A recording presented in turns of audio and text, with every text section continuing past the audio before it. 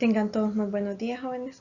Vamos a continuar con el desarrollo de los temas y en esta mañana nos corresponde el tema del sistema linfático.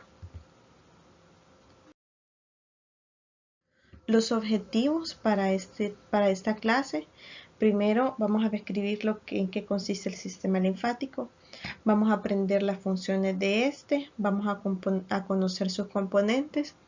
Vamos a comprender un poco acerca de los tipos de inmunidad que posee nuestro organismo. Vamos a aprender los tipos de inmunidad, tanto la adquirida como la específica. Vamos a aprender los tipos de linfocitos que van a intervenir en la inmunidad humoral y celular.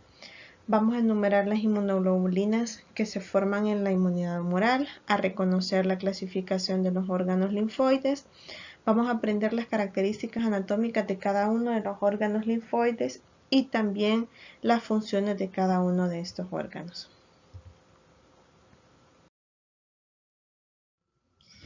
Para darles una pequeña introducción, el sistema linfático contribuye a la homeostasis mediante el drenaje del líquido intersticial y de la provisión de mecanismos de defensa contra las enfermedades.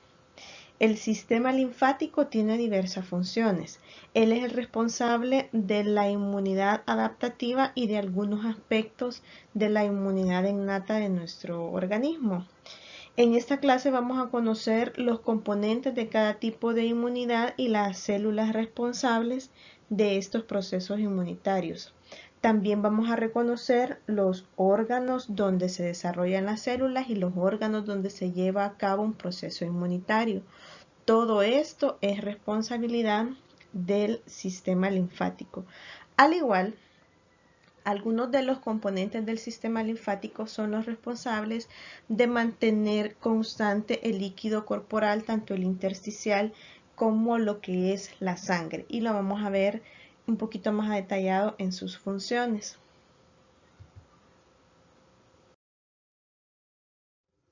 Y acá está. ¿Cuáles van a ser las tres funciones principales que tiene el sistema linfático? La primera de ellas va a ser el drenaje del exceso de líquido intersticial, la segunda el transporte de los lípidos de la dieta y la tercera el desarrollo de la respuesta inmunitaria.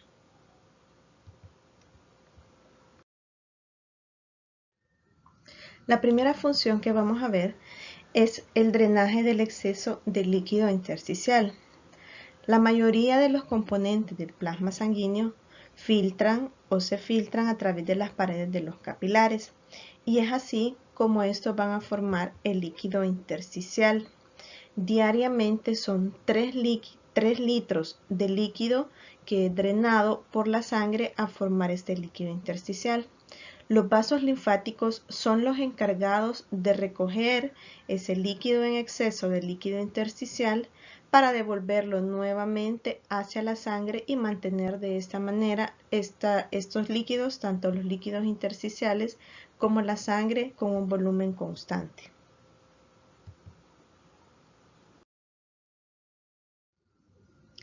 La segunda función del sistema linfático es el transporte de los lípidos de la dieta.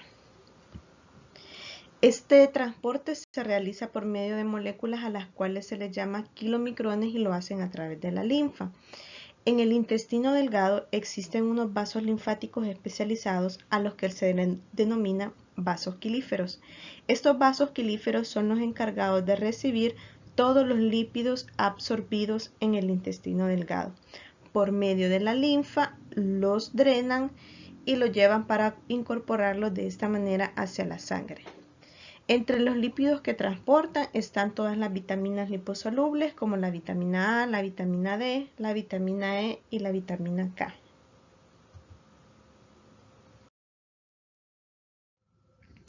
Y la última función, que es una de las más importantes, es el desarrollo de la respuesta inmunitaria.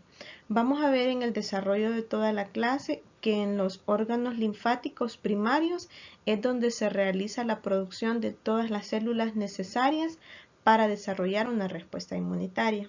Y en los órganos linfáticos secundarios son los lugares específicos de nuestro cuerpo donde esta respuesta inmunitaria se lleva a cabo.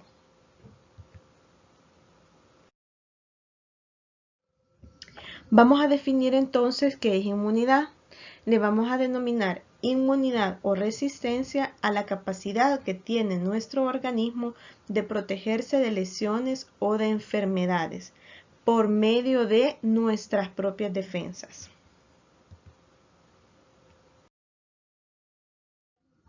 Vamos a ver cómo clasificamos la inmunidad. La inmunidad la vamos a clasificar de dos formas, como una inmunidad innata y como una inmunidad adaptativa. La inmunidad innata es con la que nosotros nacemos, es con la que tenemos de pequeñitos. Esta no es específica e involucra dos líneas de defensa.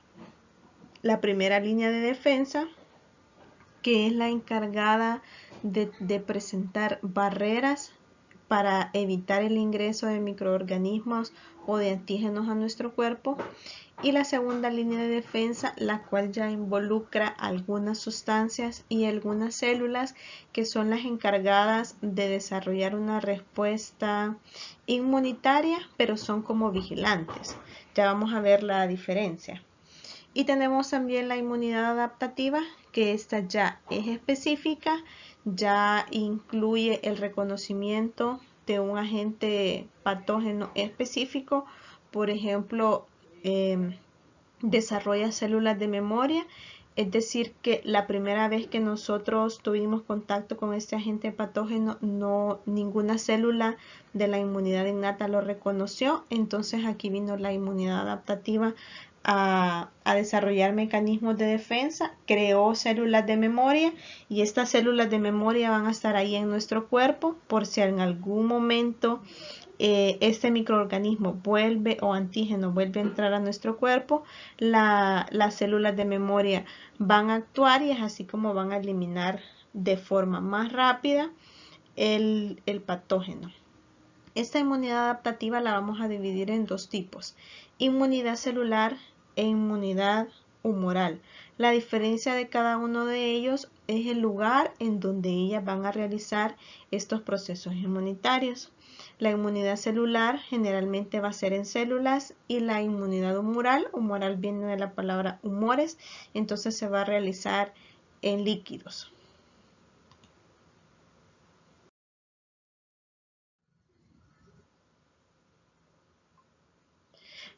Vamos a ver un poquito de la inmunidad innata. Esta, como ya les había mencionado, va a incluir mecanismos de defensa que están presentes desde nuestro nacimiento y no va a implicar el reconocimiento específico de un microorganismo.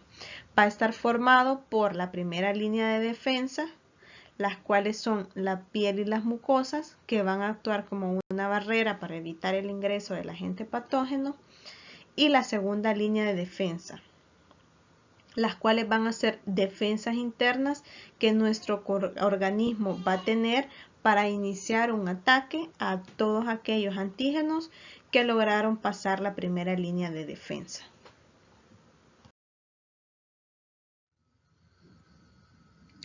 La primera línea de defensa, esta va a estar constituida principalmente por piel y mucosas. Recordemos lo que les había mencionado ya, que la primera línea de defensa va a ser la barrera para evitar el ingreso de estos microorganismos patógenos hacia nuestro cuerpo. Más sin embargo, si alguno de ellos igual logra ingresar, van a haber componentes específicos que los pueden encapsular y los pueden eliminar. Entre ellas, por ejemplo, tenemos como componentes de la primera línea de defensa la epidermis, el moco epitelial de las mucosas, los pelos, los cilios, las lágrimas, el parpadeo, la saliva, las secreciones vaginales y el jugo gástrico. Por ejemplo, la epidermis, sabemos que la tenemos a lo largo de toda nuestra piel y ella nos ayuda a evitar el ingreso de cualquier material por medio de la piel. Igual el moco epitelial de las mucosas, si estamos hablando por ejemplo de los pulmones, si en algún momento por el aparato digestivo o por medio de la respiración, en este caso, ingresó algún microorganismo a nuestro cuerpo, los cilios y la mucosidad secretada van a ser los encargados de encapsularlo y nuestro cuerpo lo va a expulsar ya sea por flema o flema que nosotros podemos expulsar o flema que puede llegar hacia nuestro estómago, pero de esta manera, por medio del jugo gástrico, también cualquier microorganismo que pueda ir ahí va a ser eliminado.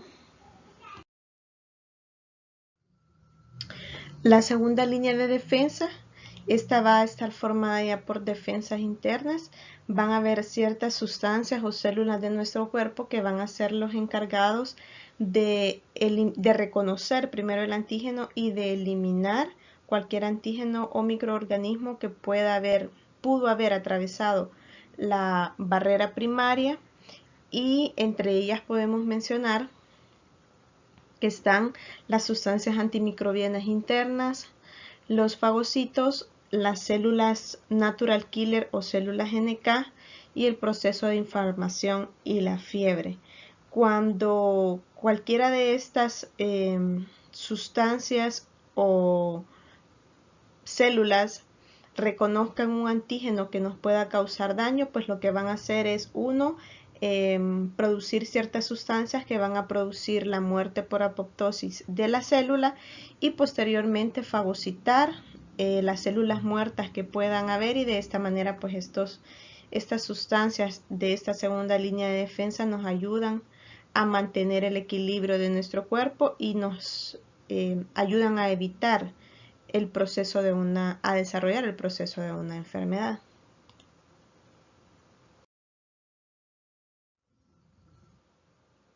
Ahora vamos a hablar un poquito acerca de la inmunidad adaptativa. La inmunidad adaptativa ya incluye mecanismos de defensa relacionados con el reconocimiento específico de un microbio. Esta la vamos a dividir en dos tipos, o se clasifica en dos tipos. La primera es la inmunidad celular y la inmunidad humoral. Las células que van a ser las responsables de realizar estos procesos de inmunidad adaptativa son las células B o linfocitos B y las células T o linfocitos T. Estas células, recordemos que se forman a partir de células madre pluripotenciales que proceden de la médula ósea roja. Posteriormente, esta célula madre linfoide, dependiendo de la célula que vaya a dar origen, va a continuar en la médula ósea roja o va a migrar hacia el timo, y de ahí viene el nombre de células B y células T. Las células B son las que van a madurar en la médula ósea roja.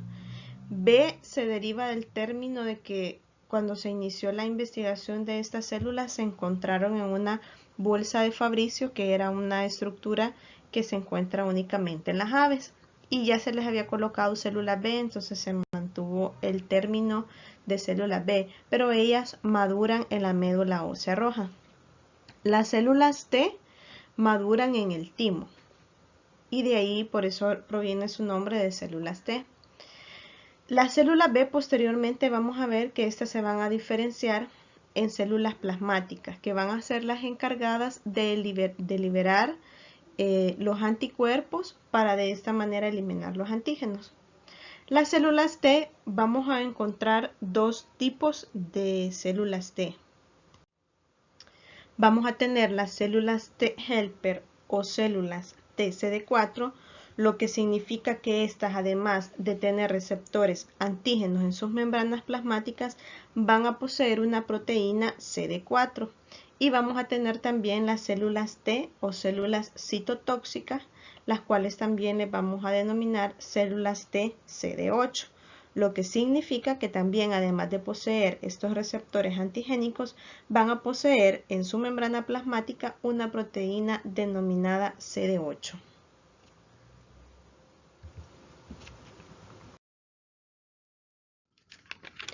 Vamos a hablar un poquito de la inmunidad celular.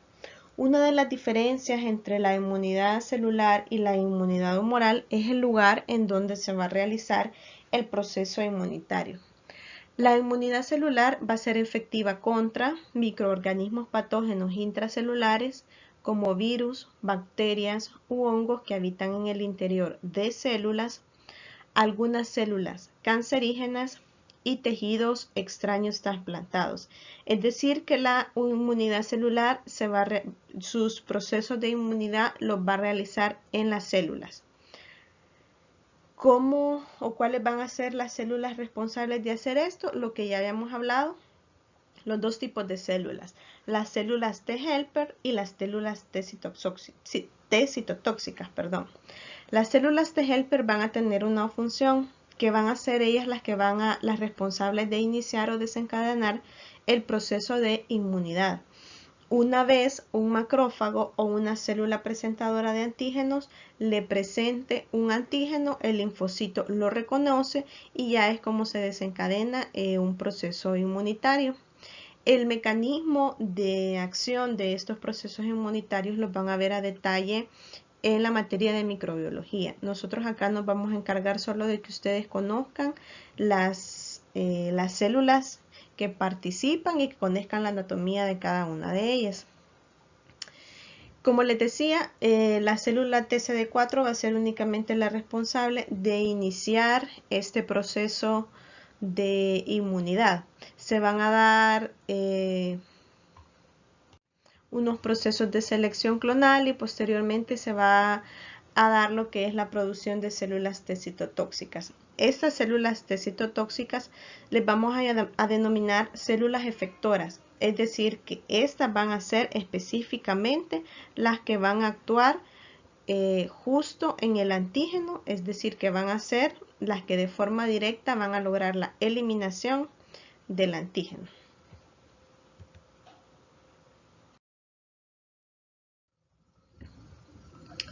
La inmunidad humoral, como su nombre lo dice, y esta es la diferencia con la inmunidad celular, es decir, que la respuesta inmunitaria únicamente la va a dar en humores, es decir, en líquidos, como por ejemplo la linfa y la sangre. Aquí les he colocado, la respuesta se produce fundamentalmente contra antígenos extracelulares, como por ejemplo virus, bacterias u hongos, que los vamos a localizar en líquidos corporales, es decir, fuera de la célula. Esta respuesta de inmunidad humoral va a estar mediada por los linfocitos B. Como les decía, estos linfocitos B posteriormente se van a diferenciar en células plasmáticas, y estas células plasmáticas van a ser las encargadas de sintetizar y secretar las proteínas específicas, los cuales son los anticuerpos o inmunoglobulinas que van a ser los encargados de atacar al antígeno.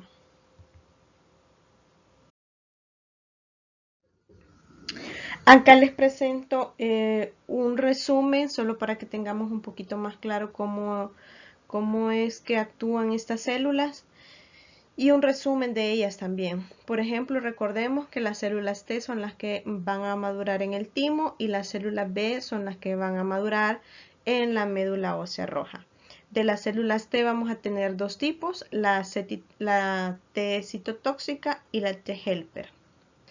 De la célula B, pues únicamente está el linfocito B, que posteriormente, mediante se dé el proceso de activación, después de reconocer la presencia de un antígeno, esta se va a diferenciar en una célula plasmática. Posteriormente, la célula plasmática va a ser la encargada de liberar los anticuerpos y estos anticuerpos son los que van a inactivar o van a destruir al antígeno. Y en el caso de esto se va a realizar siempre en humores, en líquidos, linfa, sangre, etc. Y la respuesta inmunitaria acerca de la inmunidad celular pues se va a dar en células, como ya lo habíamos dicho.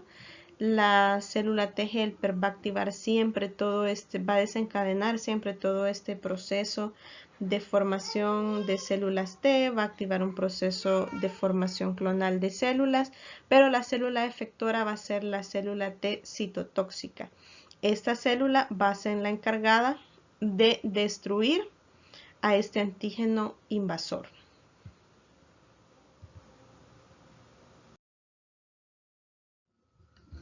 ¿Cuáles van a ser los 5 tipos de anticuerpos que que pueden ser producidos por una célula plasmática?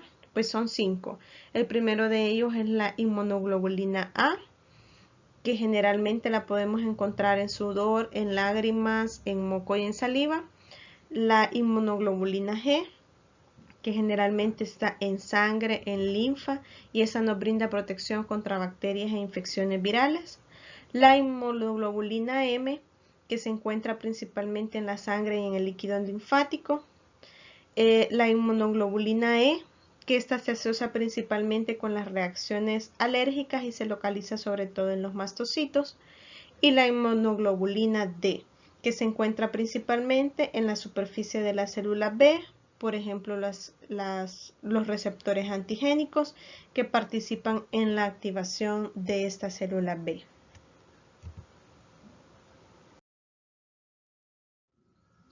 Ahora vamos a pasar, ya que estudiamos un poco acerca de los procesos de inmunidad, vamos a pasar a ver a detalle la estructura del sistema linfático.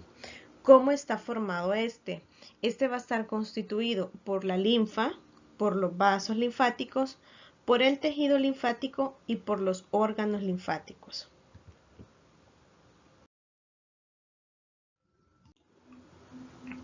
Cuando la sangre que es transportada por venas y arterias llega a lo que es los capilares recordemos que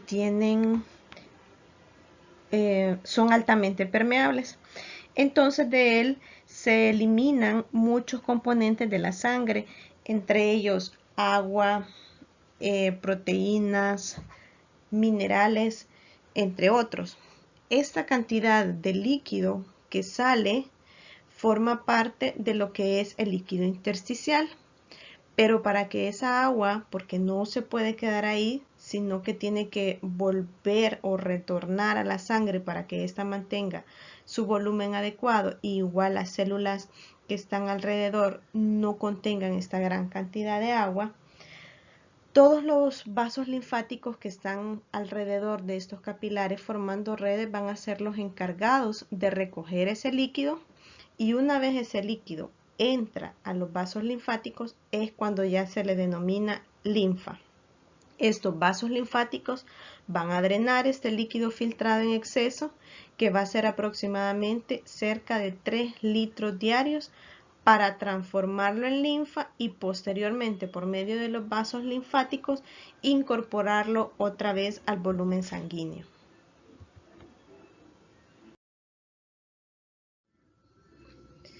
Entonces, ¿qué son los vasos linfáticos? Los vasos linfáticos van a nacer como capilares linfáticos, que como ya lo dijimos se van a encontrar en los espacios intersticiales, y siempre estos van a presentar un extremo cerrado. Extremo cerrado, ¿por qué? Porque en el lugar en donde ellos se encuentren formando redes en medio de los capilares sanguíneos, posteriormente solo van a tener una dirección para transportar esta linfa. Los vasos linfáticos están distribuidos por todo nuestro organismo, como lo pueden ver en la imagen, y ellos van a tener o tienen la función principal de transportar la linfa hacia la circulación sanguínea.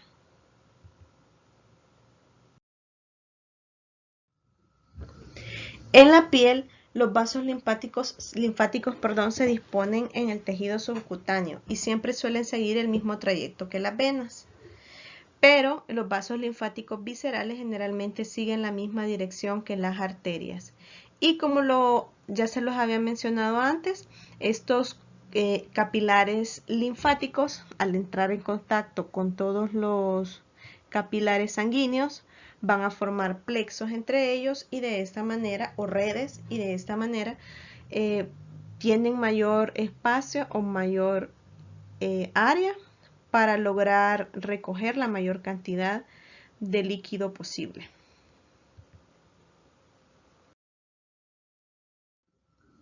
¿Cuáles van a ser algunas de las características que van a tener estos capilares linfáticos? Estos son mucho más permeables que los capilares sanguíneos. También tienen un mayor diámetro que los capilares sanguíneos. Como ya se los había mencionado, tienen una dirección de flujo única, es decir, que son unidireccionales porque su objetivo es captar todo el líquido intersticial, volverlo en linfa y llevarlo hacia un lugar específico para incorporarlo a la sangre, que ya lo vamos a ver. Y junto a los capilares linfáticos hay filamentos de fijación, los cuales están compuestos por fibras elásticas. Estos filamentos son los encargados o son los que le dan sostén para la posición de cada capilar linfático.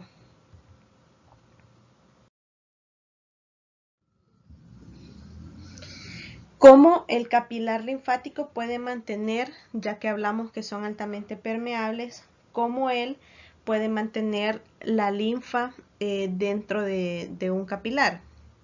Y lo hace con ayuda de las células adyacentes que se encuentran, a los cuales también se encuentra anclado. ¿Cómo es este proceso? Si la presión del líquido intersticial es mayor al de la linfa, las células que están adyacentes a este se separan, como la apertura de una puerta vaivén en un solo sentido. Y esto lo que hace es que permitir que el líquido intersticial ingrese en los capilares linfáticos. Es decir, que si la presión del intersticio o del líquido intersticial es más grande que el de la linfa, estas células se van a separar para permitir el paso del líquido intersticial a los capilares y que estos se conviertan en linfa. Si la linfa ya alcanzó una presión grande y ahora la presión del capilar linfático es mayor que la presión del líquido intersticial, lo que van a hacer las células es unirse entre sí para tener mayor firmeza y evitar de esta manera la salida de la linfa hacia el espacio intersticial.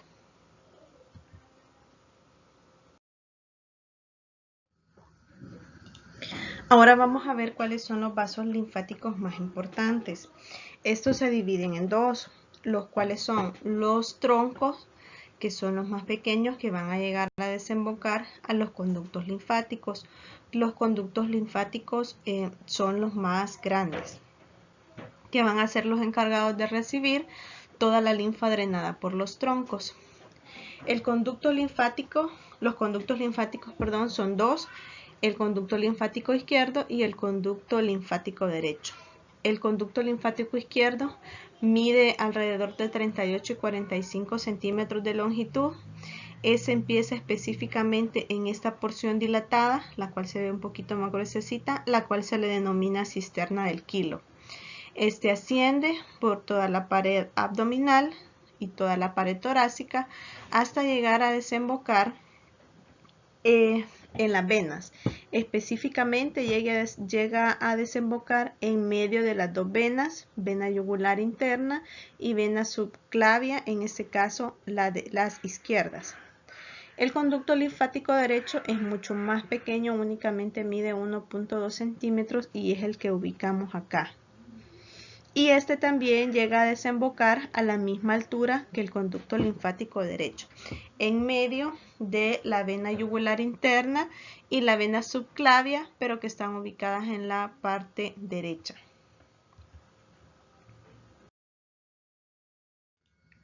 Aquí les presento un detalle de cuáles son los troncos que llegan a desembocar a cada conducto linfático. Por ejemplo, al conducto linfático izquierdo llegan a desembocar los troncos lumbares, tanto izquierdo como derecho, el tronco intestinal, el tronco yugular izquierdo, el tronco subclavio izquierdo y el tronco mediastínico izquierdo.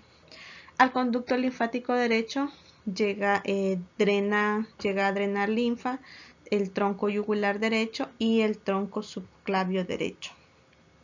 En esta imagen podemos apreciar también un poquito mejor las partes de nuestro cuerpo de los cuales drena linfa cada uno de los conductos. Por ejemplo, acá este color de verde más intenso son las áreas de nuestro cuerpo de donde drena linfa el conducto linfático derecho. Y este coloreado de verde más claro son las partes de nuestro cuerpo de donde drena la linfa el conducto linfático izquierdo. Podemos ver entonces que el conducto linfático izquierdo es el responsable de drenar casi el 75% de la linfa de nuestro cuerpo. Y el conducto linfático derecho es el encargado de drenar aproximadamente el 25% de la linfa de nuestro cuerpo. Acá les presento una imagen ya un poquito más cercano de los lugares en donde llega a desembocar cada uno de los conductos linfáticos. Llegan de esta manera a drenar y a desembocar toda la linfa, la entregan lo que es a una vena y de esta manera pues retornan toda esta linfa, todo este volumen al torrente sanguíneo. Ambos conductos llegan a desembocar a la misma altura, específicamente en medio de las venas subclavia y la vena yugular interna. El conducto linfático derecho va a llegar a hacerlo al lado derecho de ambas venas y el conducto linfático izquierdo, también llamado conducto torácico, lo va a llegar a hacer a la misma altura de las venas, tanto de la subclavia como la vena yugular interna, pero en este caso las izquierdas. Y acá les presento un cuadro de los troncos y de las áreas de donde ellos drenan la mayor parte de linfa. Tenemos, por ejemplo, el tronco lumbar, drena linfa de miembros inferiores, del órgano de la pelvis, de riñones, de la glándula suprarrenal y de la pared abdominal. El tronco intestinal va a drenar la linfa del estómago, del intestino, del páncreas, del vaso y del hígado. El tronco broncomediastínico de la pared torácica, de los pulmones y del corazón, el tronco subclavia de los miembros superiores y el tronco yugular tanto de la cabeza como cuello. Recordemos que tronco subclavia igual al derecho a izquierdo y tronco yugular igual al derecho como izquierdo.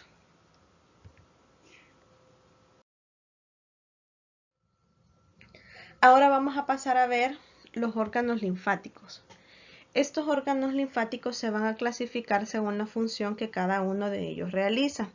Por ejemplo, los órganos linfáticos primarios son los órganos en donde se da el proceso de desarrollo y maduración de las células que participan en los procesos de inmunidad. Y los órganos secundarios son los órganos principales en donde se va a llevar a cabo esta respuesta inmunitaria. Por lo tanto, entre los órganos primarios tenemos el timo y la médula ósea roja, y entre los órganos secundarios tenemos el vaso, los ganglios linfáticos y los nódulos linfáticos. Vamos a ver algunas características anatómicas e histológicas de alguno de ellos. Vamos a hablar un poquito de la médula ósea roja. Esta ya se estudió cuando se vio hueso. Este es un material suave de organización laxa, es muy vascular y está separada del tejido óseo por el endostio del hueso. Recordemos que la médula ósea roja se encuentra en medio de las trabésculas que van a formar el hueso esponjoso. Esta va a producir todos los elementos que conforman la sangre, como ya lo estudiamos en la clase anterior, y su color rojo viene dado por la gran cantidad de eritrocitos.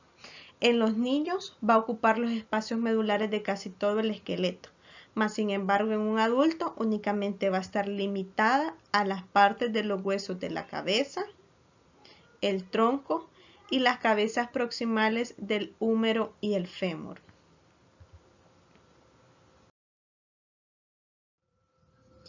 Y acá tenemos un pequeño esquema de cómo se da la formación de estas células, de estos linfocitos. Recordemos, como ya lo habíamos estudiado en la clase anterior, que todo se va a partir de una célula madre pluripotencial que tiene la capacidad de formar diferentes células sanguíneas. Esta célula madre pluripotencial se va a diferenciar en una célula madre linfoide. Estas células madres linfoides van a ser las responsables de dar origen a los 3 tipos de linfocitos. Una de ellas va a migrar al timo, en donde se va a desarrollar y va a dar origen a lo que es una célula madura T, o una célula T o un linfocito T. Y las que se van a quedar aquí en la médula ósea roja nos van a dar origen a los otros 2 tipos de linfocitos. El linfocito B o célula B y el linfocito NK, o aquí también le denominan células asesinas naturales, que son las mismas células natural killer. Recordemos que las natural killer van a estar en forman parte, mejor dicho, de nuestra segunda línea de defensa, por lo tanto ellos tienen una función de vigilancia inmunológica. Los linfocitos B, ellos actúan en lo que es en la inmunidad humoral. Y recordemos que los linfocitos T van a actuar por medio en la inmunidad celular.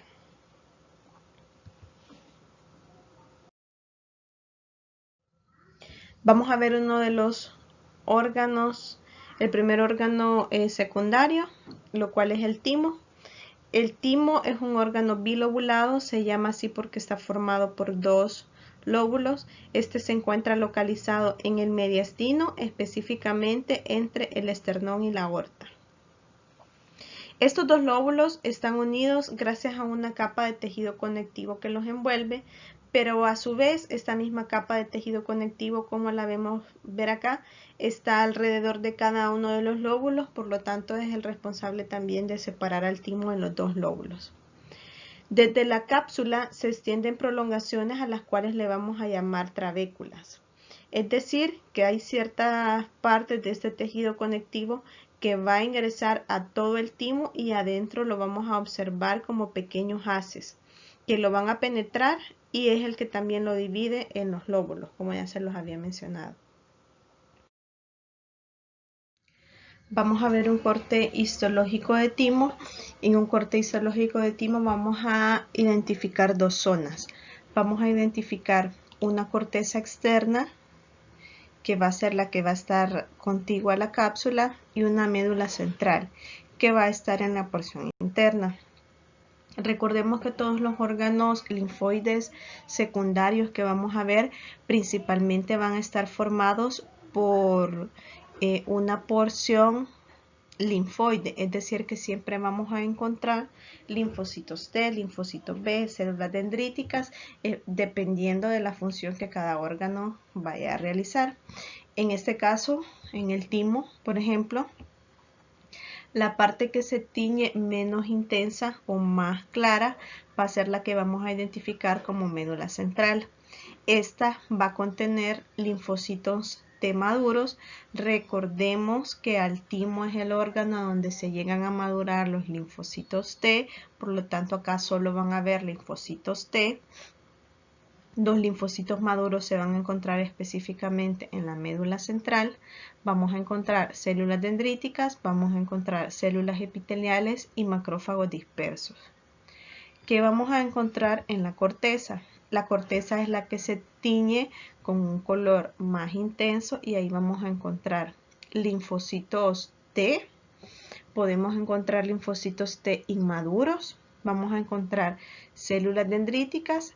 Vamos a encontrar células epiteliales y macrófagos dispersos. ¿Cuál va a ser la función de los macrófagos? Realizar la eliminación de todos los linfocitos T que llegaron a la corteza, pero que sin embargo no pudieron madurar porque no todos los linfocitos maduran. Entonces esos que no alcanzaron todo su proceso de desarrollo van a ser eliminados por medio de los macrófagos. ¿Cuál va a ser la función principal del timo? Ya lo habíamos hablado, es la proliferación de las células T, las cuales una vez maduras van a salir del timo a través de la sangre para migrar hacia otros ganglios linfáticos, hacia el vaso o hacia otros tejidos linfáticos, y ahí van a colonizar zonas de estos órganos y tejidos para realizar sus funciones y sus procesos de inmunidad.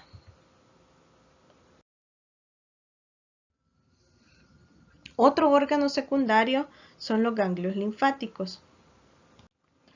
Los ganglios linfáticos se encuentran distribuidos en todo nuestro cuerpo y los vamos a encontrar intercalados por medio de todos los vasos linfáticos.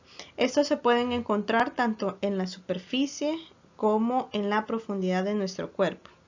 Cerca de las glándulas mamarias, axilas, regiones inguinales es donde vamos a encontrar mayor cantidad de grupo de ganglios linfáticos.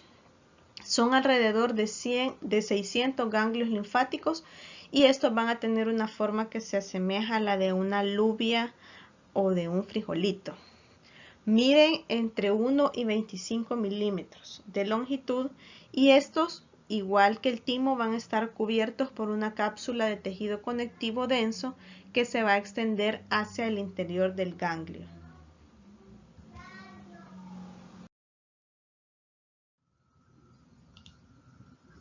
Las prolongaciones de la cápsula son trabéculas que también van a dividir al ganglio en compartimientos. Una de las funciones que que se le atribuyen a las trabéculas es que guían a los vasos sanguíneos que se van a dirigir hacia el interior del ganglio.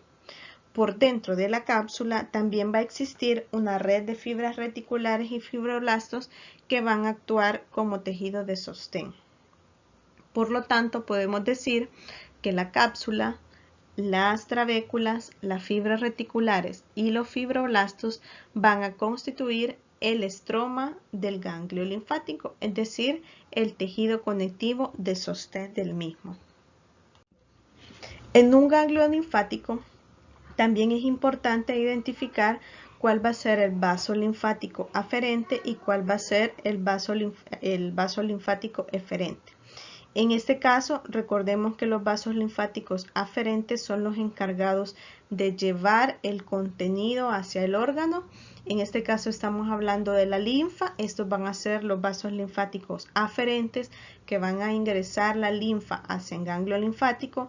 Aquí el ganglio va a actuar como una especie de filtro, va a filtrar la linfa y si encuentra alguna célula que no es la adecuada, algún virus, alguna bacteria, va a realizar acá lo que es el proceso inmunitario y ya va a enviar nuevamente la linfa ya filtrada, y esto lo va a hacer por medio de los vasos linfáticos eferentes, que van a ser estos.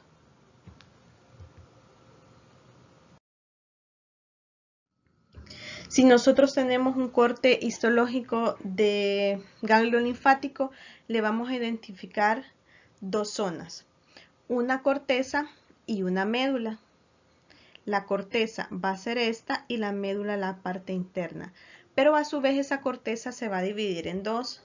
Se va a dividir en corteza externa, corteza interna. Y acá tenemos la médula. ¿Qué vamos a encontrar en cada uno de ellos? En la médula de un ganglio linfático vamos a encontrar células B, células plasmáticas y macrófagos. En la corteza interna vamos a encontrar células T y células dendríticas. Y en la corteza externa vamos a encontrar células B. También en un ganglio linfático vamos a encontrar unas estructuras un poquito más definidas, como lo son un ganglio linfático secundario, que es este que podemos ver aquí y que también podemos ver acá. Un ganglio linfático secundario es como una cicatriz de que se desarrolló un proceso inmunitario, es decir que si nosotros identificamos ganglios linfáticos secundarios, significa que en ese lugar ya se dio un mecanismo de respuesta inmunitaria. Y ahí tenemos, por ejemplo, la identificación de un ganglio linfático secundario. Va a ser entonces la función principal de un ganglio linfático. Ellos van a actuar como una especie de filtro. Son los encargados o van a ser los encargados de filtrar toda la linfa recibida. A medida que esta linfa ingresa a través de un extremo del ganglio, las sustancias extrañas que puedan ir van a quedar atrapadas en las fibras reticulares. También los macrófagos van a destruir algunas de esas sustancias por medio del proceso de fagocitosis. Y los linfocitos van a destruir cualquier otro componente que pueda haber, algún microorganismo o algún antígeno identificado a través de la respuesta inmunitaria. Vamos a continuar con otro órgano linfoide secundario. En este caso vamos a hablar acerca del vaso. El vaso es una estructura ovoide que mide alrededor de 12 centímetros de longitud. Este está ubicado en el hipocondrio izquierdo, es decir, en la cavidad abdominal en el lado izquierdo, entre el estómago y el diafragma. Histológicamente el vaso va a estar constituido, como ya hemos venido hablando, del estroma y el parénquima. El estrómago del vaso va a estar formado por la cápsula, que es la capa de tejido conectivo que lo envuelve, por las trabéculas, que son las invaginaciones de tejido conectivo que van a ingresar al órgano, y por las fibras reticulares y los fibroblastos. El parénquima de este va a estar formado por la pulpa blanca y la pulpa roja, las cuales las vamos a identificar de mejor manera en un corte histológico.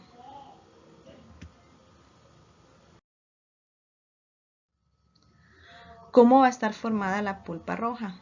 La pulpa roja está formada por sinusoides venosos cargados de sangre y cordones de tejidos esplénicos que se denominan cordones esplénicos o cordones de Villori. Estos cordones esplénicos son estructuras formadas por eritrocitos, macrófagos, linfocitos, células plasmáticas y granulocitos. Están dispersas en todo el vaso. El tejido linfático forma lo que es la pulpa blanca y este va a estar constituido en su mayor parte por linfocitos y macrófagos. Estos van a estar dispersos alrededor de una arteria, la cual es la arteria esplénica, llamada también arteria central. Lo vamos a ver mejor en el corte histológico.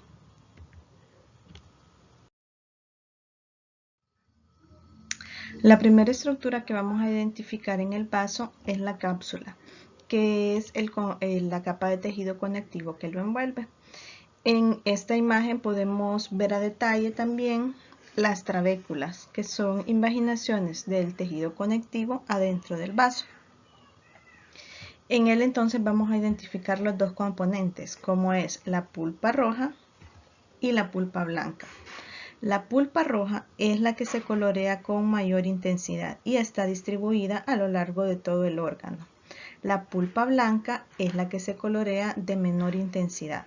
Recordemos que también para identificarla en la parte del centro vamos a encontrar lo que es la arteria esplénica o la arteria central. Alrededor de esta es donde se dispone todo el tejido linfático que forma lo que es la pulpa blanca. Lo podemos ver también en este corte histológico. Toda esta estructura que vemos aquí es la pulpa roja y esta va a ser la pulpa blanca. Veamos que siempre va a estar dispuesta alrededor de la arteria central.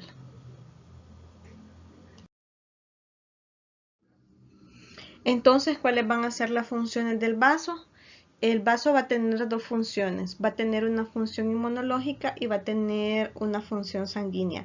Como lo acabamos de ver, el vaso es un órgano altamente vascularizado y posee estos dos componentes, un componente sanguíneo y un componente linfático. Entonces, ¿cuál va a ser su función inmunológica?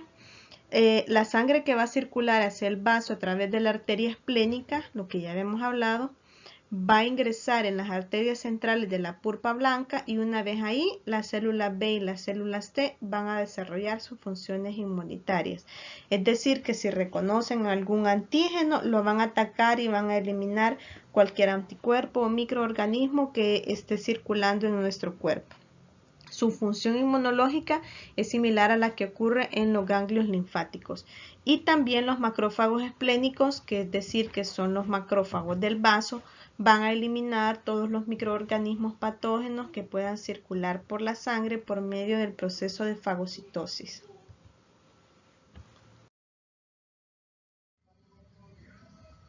La función sanguínea del vaso va a estar dada principalmente por la porción de la pulpa roja. ¿Cuál va a ser esta función? Primero, va a realizar la eliminación de todas aquellas células sanguíneas y plaquetas que se encuentren rotas, deterioradas o defectuosas, y esta función la va a realizar los macrófagos. Alguna literatura dice de que el vaso es la tumba de las células sanguíneas. Otra función que va a tener es el almacenamiento de hasta una tercera parte de las plaquetas del cuerpo.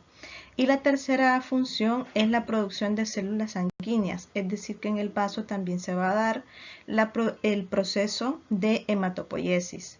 Específicamente se va a dar durante la vida fetal o en casos de anemia. Vamos a pasar al último órgano linfático, el cual va a ser el tejido linfático. El tejido linfático es un es una forma especializada de tejido conectivo reticular que va a contener una gran cantidad de linfocitos. La diferencia con un órgano linfático, como los hemos venido viendo anteriormente, es que este no va a estar rodeado por una cápsula fibrosa, sino que únicamente es acúmulo de tejido linfático que se sitúa en un lugar específico.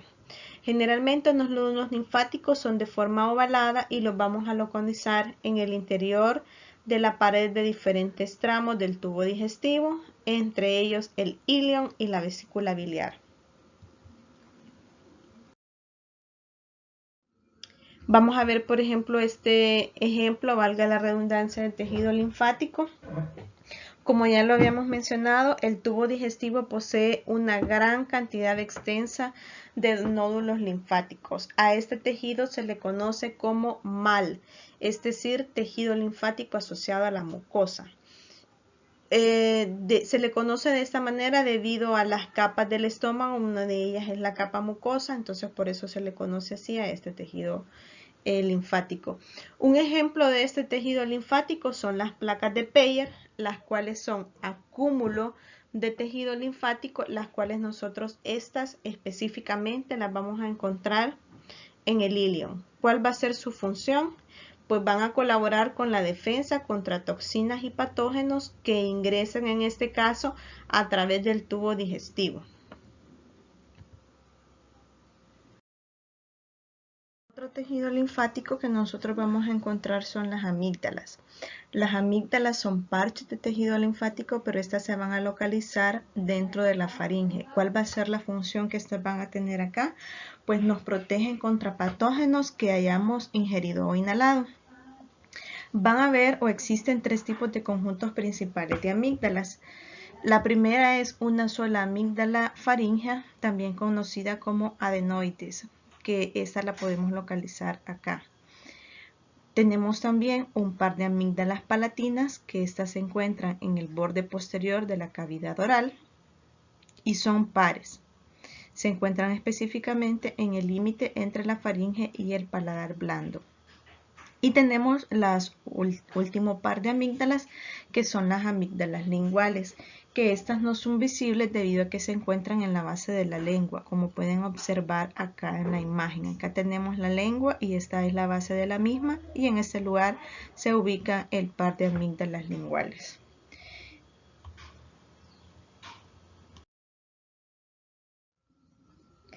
Y hasta aquí termina la clase de tejido linfático. Les dejo una frase: crean en sí mismo y en lo que eres. Sé consciente de que hay algo en tu interior que es más grande que cualquier obstáculo. Cualquier duda, ya saben que me pueden escribir y nos seguimos escuchando. Pasen feliz día.